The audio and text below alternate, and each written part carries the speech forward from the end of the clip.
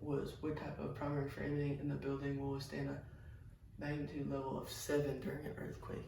And my hypothesis was if the wall bracing has an X shape, then the distance will stay at a minimum.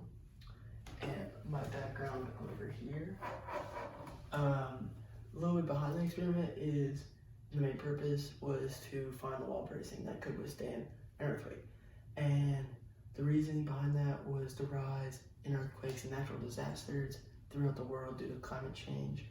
And I saw that at the beginning of the year when choosing this topic, and I felt like it'd be helpful to new and growing cities that need to build buildings, and I could find out what wall bracing would help and keep them sturdy. And the main fault line that I thought of when doing this was the San Andreas fault line, and that is because there's Los Angeles and San Francisco. Those two cities already have buildings that have good sturdy buildings, and they're actually they're made to shake, and mine was just to test the wall bracings, and that's really what I'm doing here. And the main wall bracings I'm testing are the X shape, the straight shape, and the arch shape. As you can see here, the X, arch, and straight. Those are very common wall bracings, and the last one is the no wall bracings, which is kind of used as a control to see where it would do without any wall bracings. And to do this experiment, I used a shake table, and I placed each building on the shake table right in the middle. And I set it to 210 RPMs, which is the highest it can go. And I set it to a minute timer, and I also had a separate timer on my phone. And that separate timer was the main timer because this isn't as accurate.